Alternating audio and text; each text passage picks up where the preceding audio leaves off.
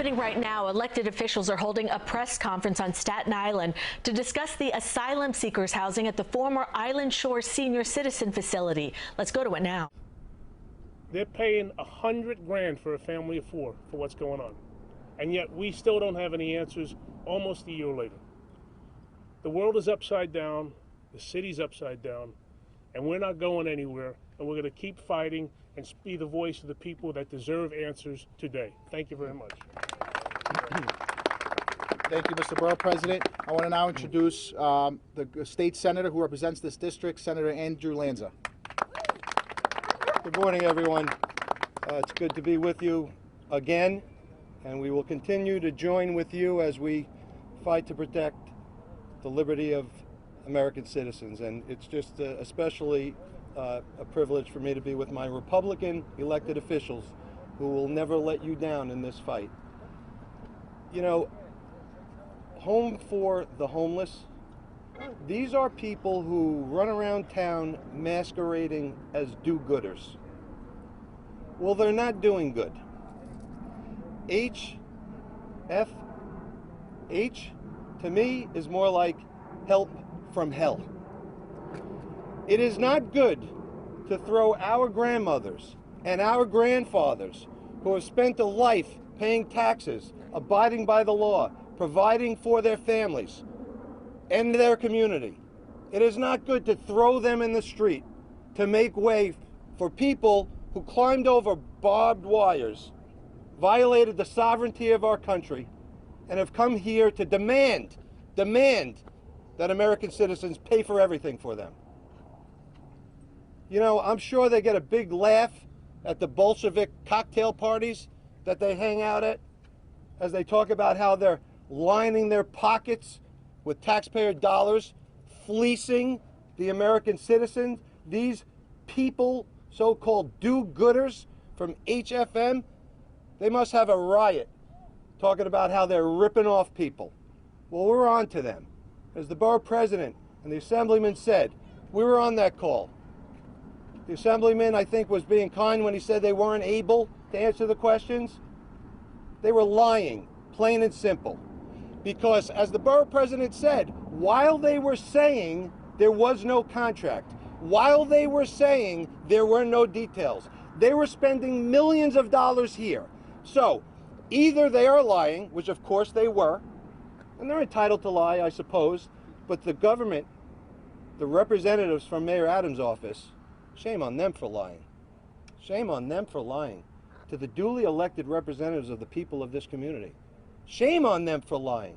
Because if they weren't lying, if they were telling the truth, and they were spending millions of dollars of taxpayer dollars here without a contract, as a former prosecutor, I could tell, there were probably a host of laws they were violating. Certainly ethics laws, certainly public officers law. And by the way, the trucks coming in here doing the work, they don't even have New York license plates on them.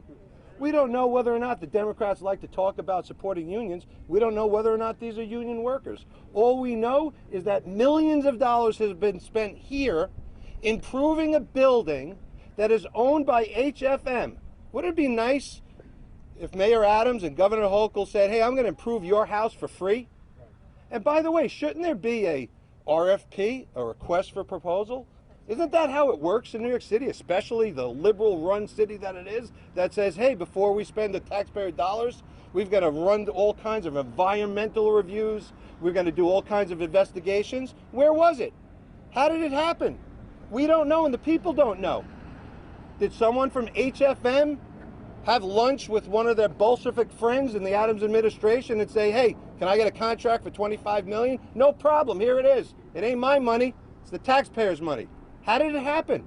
The borough president, every person standing here, Tanusis, Riley, Carr, Pirozzolo, Nicole Malitakis, everyone asked very pointed questions on that call. How much? Where? When? Who called who first? Lie after lie after lie. Well, we're not standing for it anymore. You know, maybe when you take millions of dollars of taxpayers' money, maybe when you represent a secular non-for-profit, maybe you ought to have to do financial disclosure forms like we do as elected officials. Somebody gives us a cup of coffee, you got to report it. Maybe they ought to. They're getting millions. lining their pockets with millions of your money. And we don't know what they're doing with the money, and they said, we're not going to tell you.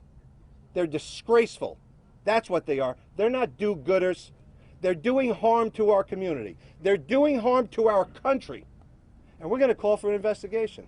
I want to know what each one of these people, are making. How much of your money are they putting in their pocket? We ought to know. People deserve to know.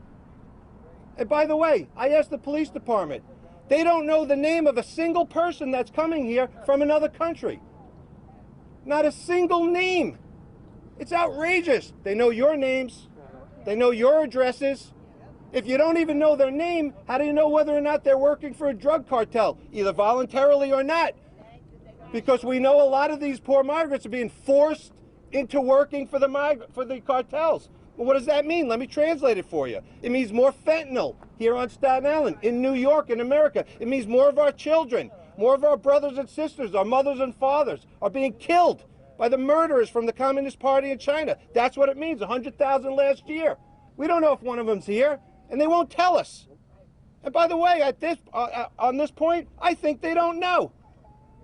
It's absurd, it's obscene, and it's got to stop. And by the way, the New York City Comptroller, he showed a certain interest in protecting taxpayer dollars recently. We're calling upon him. We want an audit. We want an investigation. Millions of taxpayers' dollars being spent. We want to know how it's happening. So we call upon the New York City Comptroller to do your job, and he's proven that he's willing to do it. So we're going to stand united. We stand united by one thing. We're going to represent the people, the best interests of the people that we represent.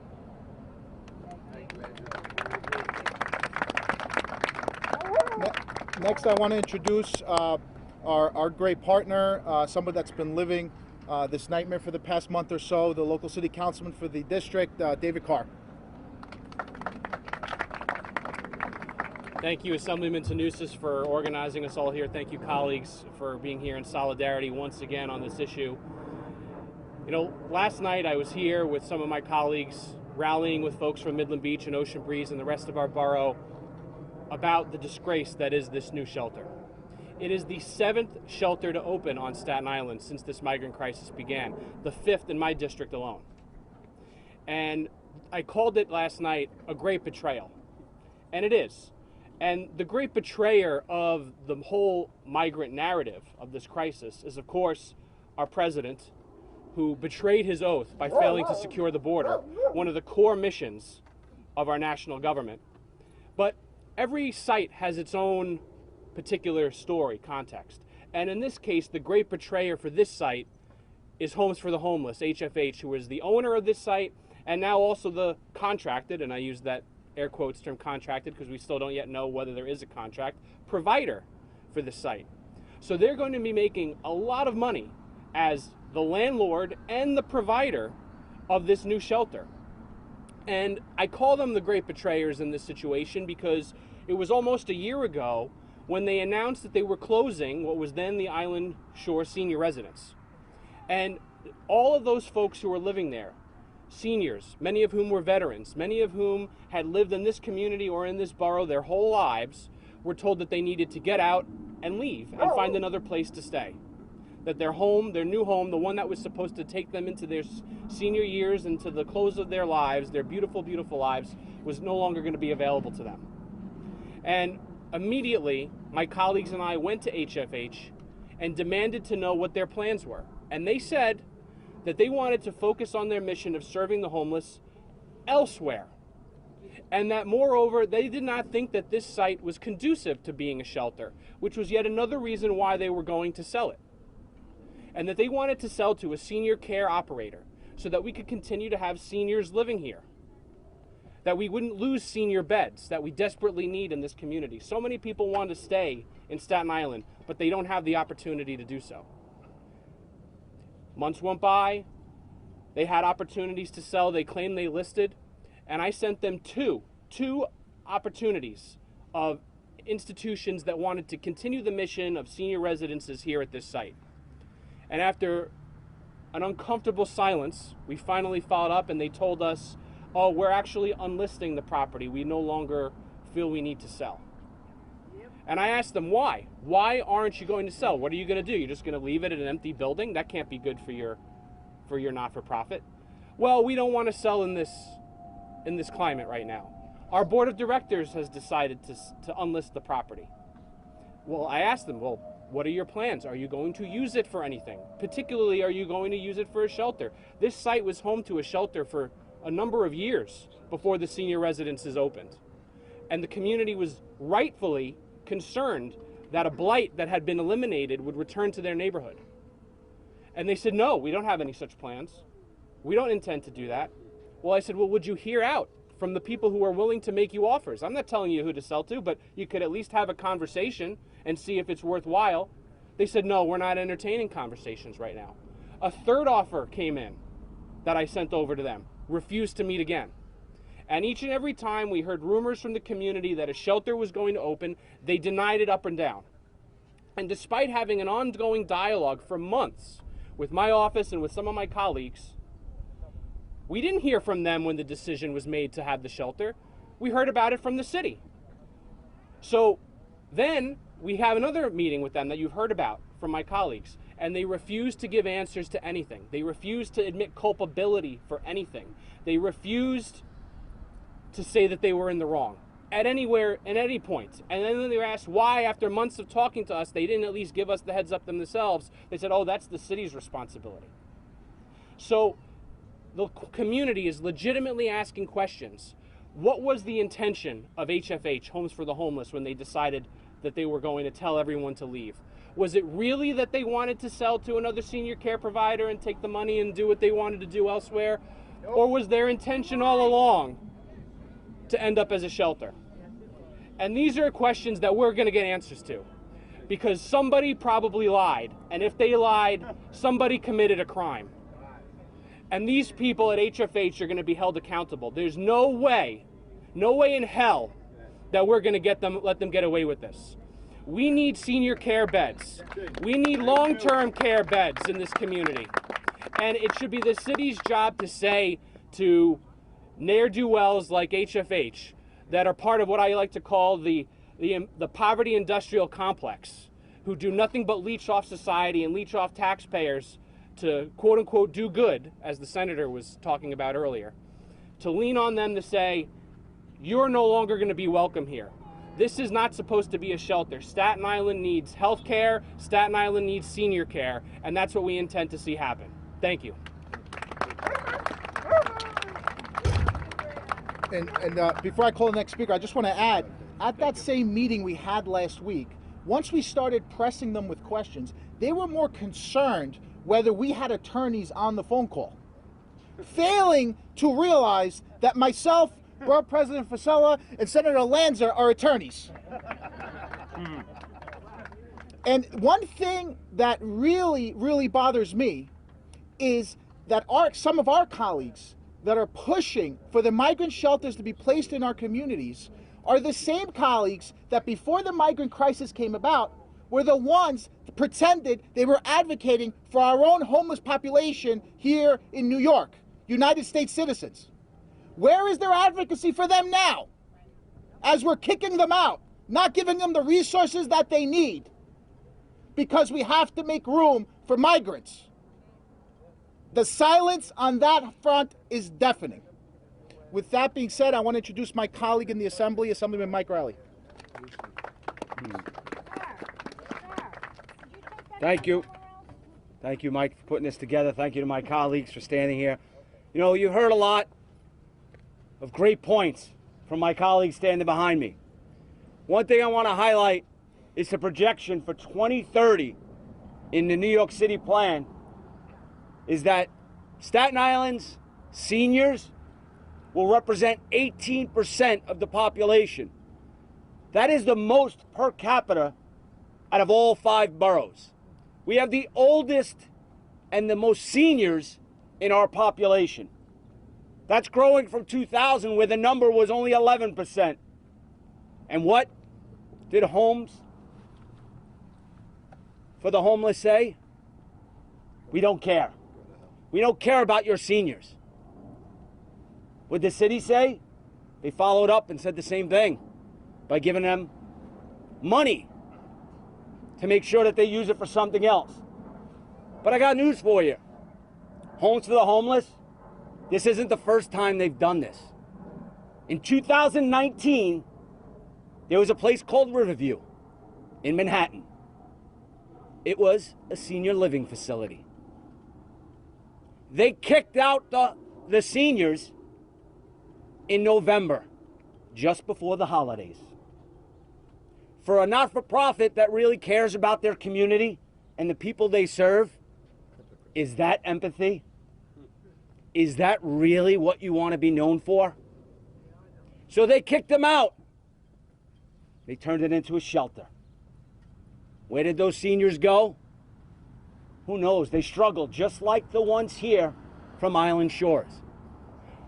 But the most astounding thing that I could say about researching and finding out about that Riverview incident in 2019 is about aligning with someone who's in politics that I never thought I would find myself in total agreement with on an issue. I'll read you the quote back from 2019. It is beyond the pale for a landlord to close a living facility for seniors with short notice. It makes my blood boil. Senator Brad Hoylman. Who would have thought? But I can tell you, I echo his statement. And it's about time that New York City Democrats put the money where their mouth is.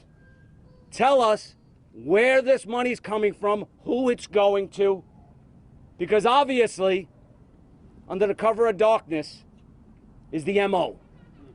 We've seen it here, and unfortunately our residents of Manhattan saw it in 2019. So it's time for us to step up and make sure that we let people know what Homes for the Homeless really stand for. They stand for kicking out our seniors. They have, unfortunately, demonstrated that is the point of their board, to make sure that they continue to do this.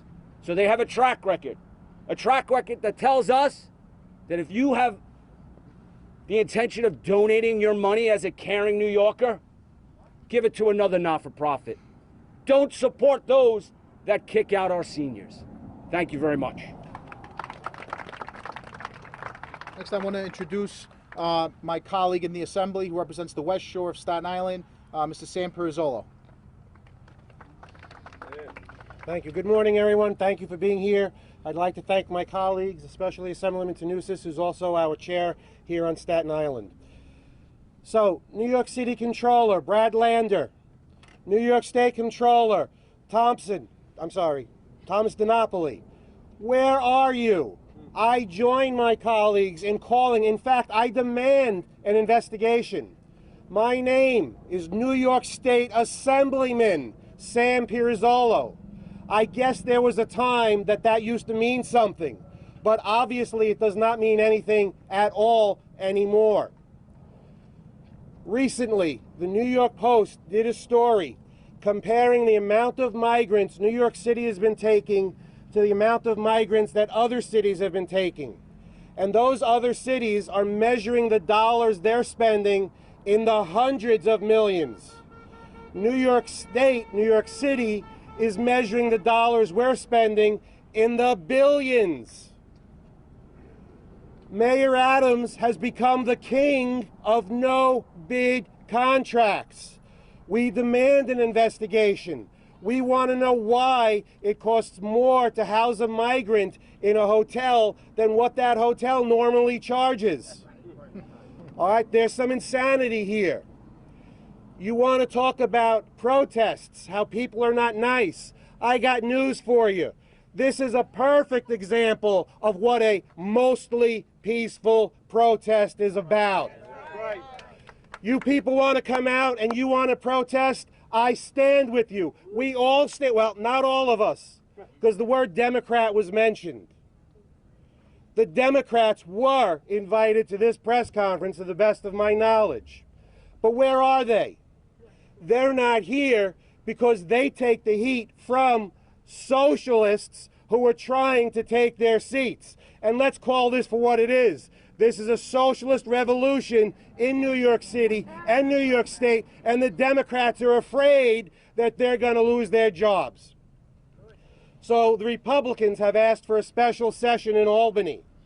And I read another article in the newspaper that Speaker Hesty is actually making phone calls to see if he has the votes to pass working permits for migrants. Not only do I say, how dare you, I say, I dare you. I double dog dare you. Are you kidding me? Are you starting your own insurrection? We cannot vote for working permits for migrants. What are you going to want them to do? Vote now? Oh, I'm sorry, we already did that. All right? It's time to call it for what it is. All right? Where are our presidential candidates in New York? You know, we're taking a beating here. We're black and blue. But as you start to recover, you kind of turn purple. And who would imagine that New York State is turning purple over the migrant issue? Over 58% of New Yorkers do not and are not in favor. AOC got the crap boot out of her the other day. All right, because New Yorkers don't want this. So, Mr. Lander, it is your job. You were elected to protect the people of New York City. Where the hell are you? What's going on? No bid contracts like crazy, no accountability, and no respect. When my colleagues tell you that we don't get phone calls, we get lied to, they're not kidding. They're not kidding at all. It's a very sad state of affairs. So this is what peaceful protests look like. I stand with my colleagues. We stand with the people of Staten Island. Is it any wonder we want to secede? Thank you. Our Congresswoman Nicole Malliotakis was not able to be here today. She's in D.C. fighting to pass her border control bill and doing her duties as a Congresswoman. Here to represent her is Miss Lily Safranlou, who I believe has a statement she would like to make on behalf of the Congresswoman. Thank you, Assemblyman Tanusis. I have a brief statement from the Congresswoman. They kicked senior citizens out in March and then turned right around to cut a shady deal with the city to put migrants there. Poor seniors who paid taxes their whole lives and built our communities were forced to leave, with many stuck at nursing homes with a lower quality of life. They didn't deserve that. They've also ignored my office, CAR, and others who repeatedly reached out to find a suitable buyer to keep it for seniors. I've put them on blast on TV, radio, social media, and we all need to shame them for what they have done. Thank you.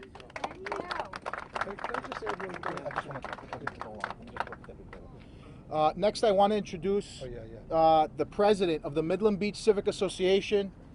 Poor Debbie has been living this nightmare now for the past few weeks, if not months. Miss Debbie Vidola.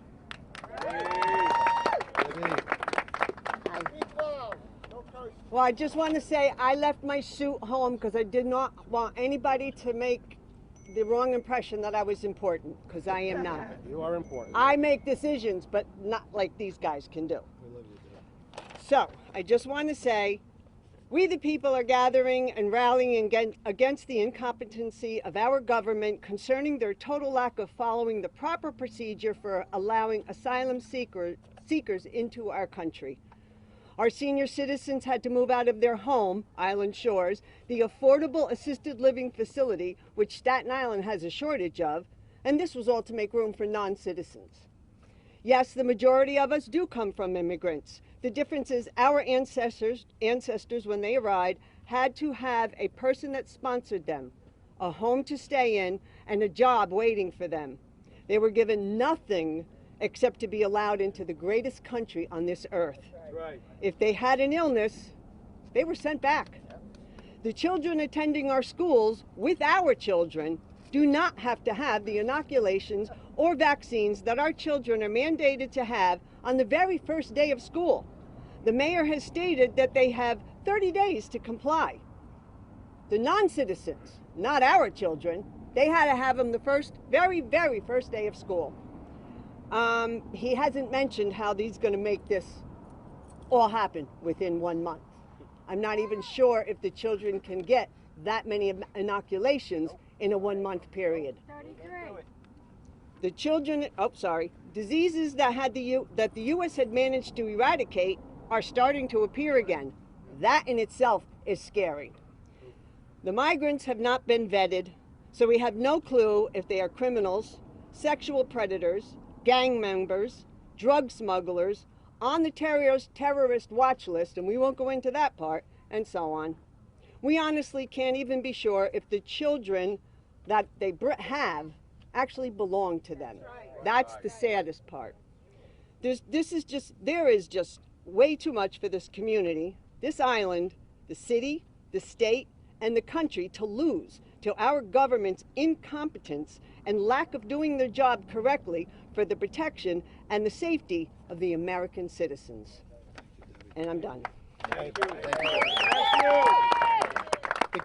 Senator Lanza had something you wanted to add? Yeah, I just want to add something. Assemblyman Pirzolo reminded me of what's been going on. We've been here every night at rallies. The other night, this place looked more like Tiananmen Square than it did the patriotic small town that it is. And it's really deplorable and disgusting. We witnessed the largest deployment of police force in the history of Staten Island here.